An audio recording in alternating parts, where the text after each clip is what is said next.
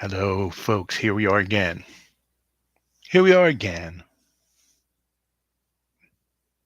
talking about spirituality and its practical applications and what it means to be woke and not woke, and all of these words that we find ourselves using nowadays to explain things that were quite easy to explain a long time ago. But now we have so many words and so many concepts that it's hard for us to even talk to each other anymore. But we're going to try to do it on this channel regardless, trying to use the simplest words that we can. And we hope that you're enjoying following us, listening to us. And if you're not following us now, we suggest you subscribe, you hit the bell and hit the like and leave a couple of comments. Today, what we're going to talk about are two elements of the ego. One is the censor and one is the shadow. We'll start with the censor. What is the censor? The story goes like this. This comes from the Sat Yoga tradition and also from Lacanian psychology. It says that when we are first born, when we're children, we come to the world with sort of a blank mind. Our mind is aware of the thoughts and the feelings around us, good at picking up vibes, but it's pre-verbal. And so this part of the body and the mind identifies very much with the mother because it has been in the mother's uterus for 9 months. After it is born, it clings to the mother to find comfort. And when it clings to the mother, it experiences the same breathing and the same biorhythm that it has experienced all the time when it was in the womb. But as time goes on, and the mother has to go to work or the child has to go to daycare or something like that, what happens is the child begins to develop a sense of self that is separate from the mother and the family and all of the people around it. And when it develops this, there is something in the mind called the censor. And what this censor does is to create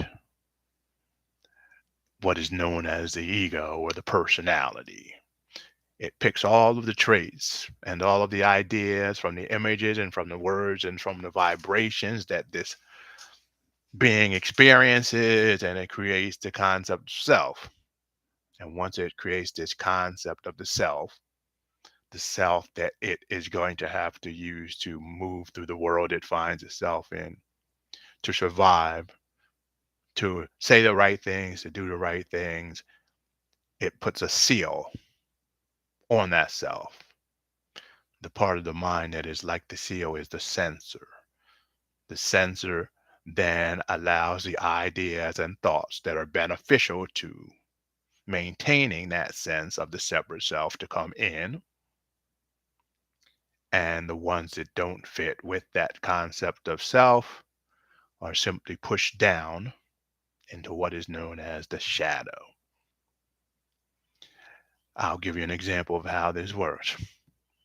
Say you play sports and you're very good at 4 or 5 different types of sports, like many athletes are, but you concentrate on playing basketball. Now, you might also be good at playing baseball, but in order to concentrate on playing basketball, say you just play basketball most of the time, you go all through the ranks, you get on all the professional teams and things like that. So you become a basketball player. Now you can still play all those other sports, but you don't do it. And all of those skills and all of those ideas and all of those rules about the other sports are pushed down into what is called the shadow. So you have all of those gifts and skills and could use them if you developed them, but you haven't developed them. So they're inert. They're just sitting there. You identify as a basketball player, so you do the things that basketball players do, and you ignore all the other gifts and talents that you have for the other sports. And that is basically what the censor does to us. We develop a personality, we collect all of the thoughts and ideas that come with that personality and make it better through something called selective perception, meaning we only pay attention to that which helps and supports us, and the rest goes straight into the subconscious, into what is known as the shadow. And so let's talk a little bit about the shadow. We've already talked a little bit about it, but let's talk a little bit about it more. So, the shadow is the part that holds all of these thoughts and ideas that weren't acceptable for some reason as we were growing up, as we were taking in information. They weren't acceptable because they got in the way of us creating an ego and a personality that would stay stable and wouldn't change. So in this shadow, we have all kinds of thoughts, we have all kinds of feelings, and we have all kinds of ideas that we don't deal with. But every once in a while, those thoughts and ideas will rise up to the top, pop out, will do some type of inconsistent or strange behavior, and we don't know why. That is because those thoughts and feelings from the shadow every once in a while leak through during times when the sensor gets weak, times when we're tired or frustrated, or when we start getting old and don't have the energy to hold those things back, or when we're frightened. Sometimes those shadow behaviors will pop up. These behaviors are not good or bad, but they can be out of place. Take, for instance, a person who is very kind and gentle and mild mannered, who doesn't really stand up for themselves. That's how their personality might be. But in the shadow, you see, you might find the total opposite.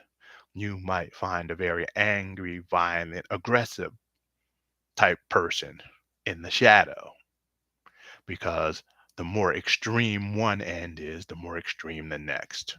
The more mild the person is, the more aggressive the shadow would be, and vice versa.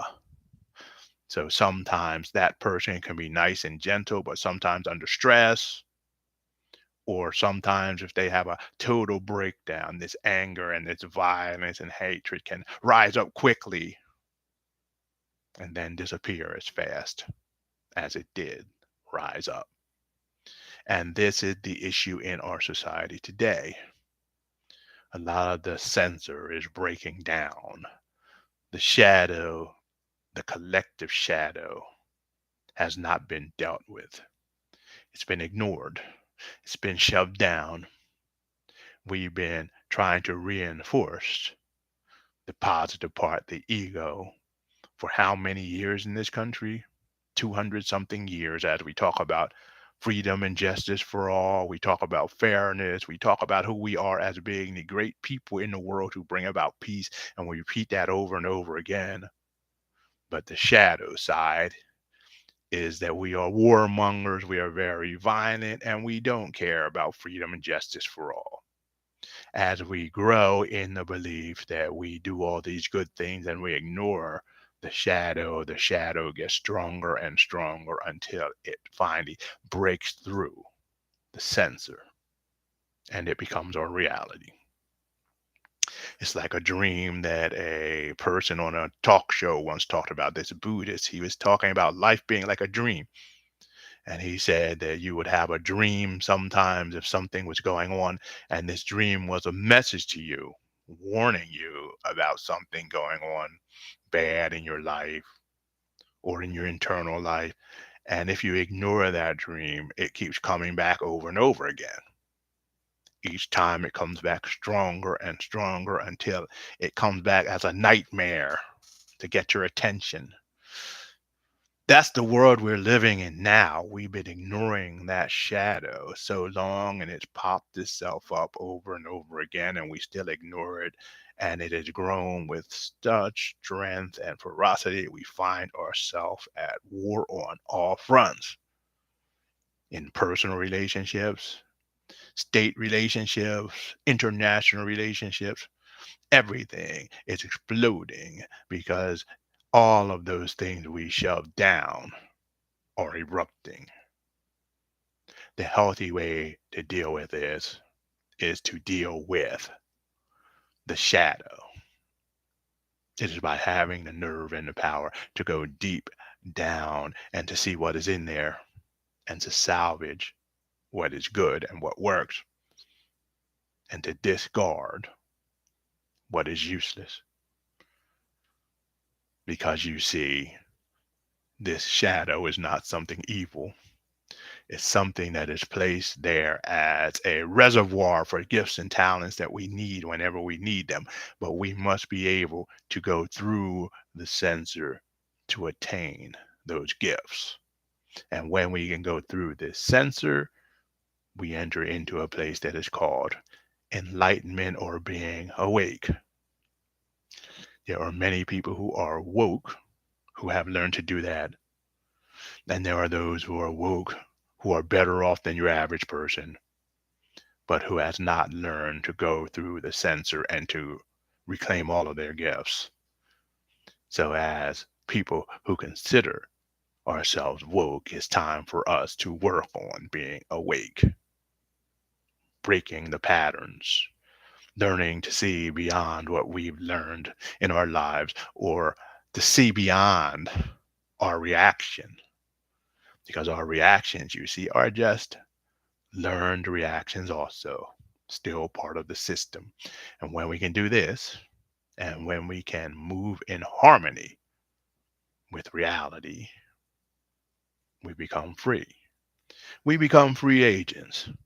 Instead of fighting and battling to change the world, instead of calling ourselves soldiers or warriors who always look for fights, we become healers. If you are a warrior or someone always looking for fights, and you claim that as your identity and you become very good at it, you will feel disillusioned if you ever win or are close to winning. You'll feel lost. Your ego will feel like it's dying because there's nothing for you to do anymore. So you will find ways to create enemies if there are none around, because fighting against enemies has become what feels normal to you. But if you are a healer who is fighting to create health, wellness, and welfare in the system, when there is none, you will work in order to create health and healing. That's what you do. When there's sickness, you will do it. And when you're in a place where there's no sickness, you will try to promote health, wellness, and healing.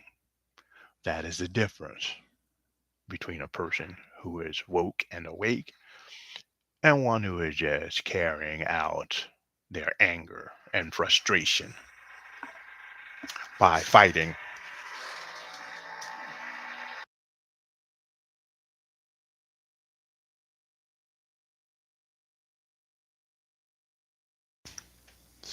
Excuse us, we have a lot of noises going on in the background, and I will be silencing every once in a while.